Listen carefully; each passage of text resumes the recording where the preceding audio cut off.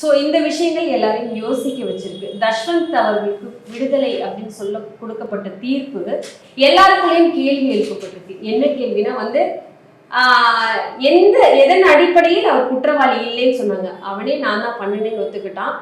வெளியே வந்தவன் அவங்க அம்மாவையும் கொலை பண்ணிட்டு நகையெல்லாம் எடுத்துட்டு ஓடி போயிருக்கான். அதை தாண்டி சிசிடிவி கேமரால முழுக்க அவன் தான் போனது வந்தது, பணத்தை கொண்டு போனது, எரிச்சிட்டு வந்தது எல்லாமே தெரிஞ்சிருக்கு. அவனே அந்த இடத்துல நின்று இந்த இடத்துல ஒரு பாடி எரிஞ்சிட்டு இருக்கு அப்படின்னு சொல்லி போலீஸுக்கு தகவல் கொடுத்துருக்கான்.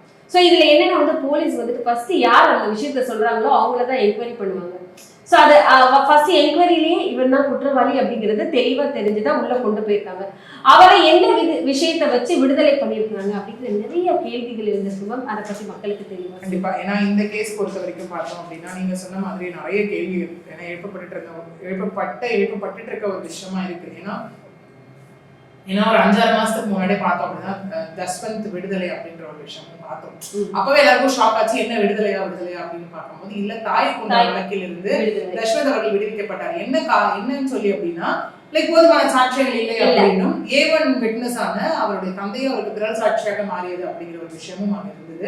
இதுக்கு முன்னாடி சார்ட் என்ன, நம்ம ஃப்ளோ ஆஃப் சார்ட் என்ன அப்படின்னு பார்த்தோம்னா இந்த சம்பவம் நடந்து February 5, 2017 முதல்ல அதாவது இந்த சம்பவம் நடக்குது. ஒரு 7 வயது சிறுமி வந்து போரூர் பகுதியை சார்ந்த ஒரு சிறுமி வந்துட்டு மிஸ்ஸிங் அப்படின்னு சொல்லி அவங்க அப்பா என்ன பண்றாரு, மாங்காடு காவல் நிலையத்துல ஒரு கம்ப்ளைண்ட் ரெஜிஸ்டர் பண்றாரு. அந்த கம்ப்ளைண்டின் அடிப்படையில் என்ன பண்றாங்க அப்படின்னா போலீசார் விசாரணை ஆரம்பிக்கும் போது February 8 தாம்பரம் மதுராந்தகம் ஹைவேஸ்ல இருக்கக்கூடிய ஒரு உள்ள ஒரு காட்டுக்குள்ளமான பகுதிக்குள்ள இருந்து ஒரு ஆஃப் பர்ன்டு பாடி வந்து கண்டெடுக்கிறாங்க.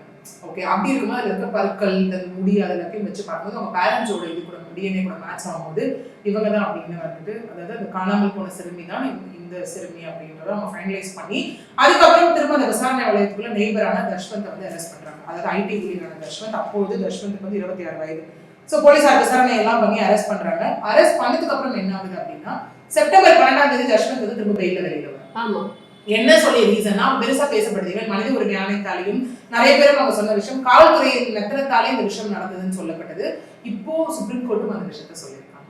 ஓகே, அப்ப என்னன்னா அதாவது சார்ஜ் ஷீட் ஃபைல் பண்ணாத ஒரே ரீசன் வந்து 90 days of arrest, FIR registration. Charge sheet file பண்ணாதனால தஷ்வந்த் வந்து இப்போ நாங்கள் வெயில விடுவிக்கிறோம் அப்படிங்கிற ஒரு விஷயமும் அங்கே நடந்தது. ஸோ வெளியில வந்த தஷ்வந்த் என்னன்னா வந்த உடனே செப்டம்பர் 14 சார்ஜ் ஷீட் ஃபைல் பண்ணப்படுது. இந்த நிலையில தான் டிசம்பர் 2 வந்து தாயை கொண்டதாகவும் ஒரு கேஸ் அந்த ரெஜிஸ்டர் ஆகுது. என்ன அப்படின்னா செலவுக்கு போய் தன் தாயிடம் பணம் கேட்கும் போது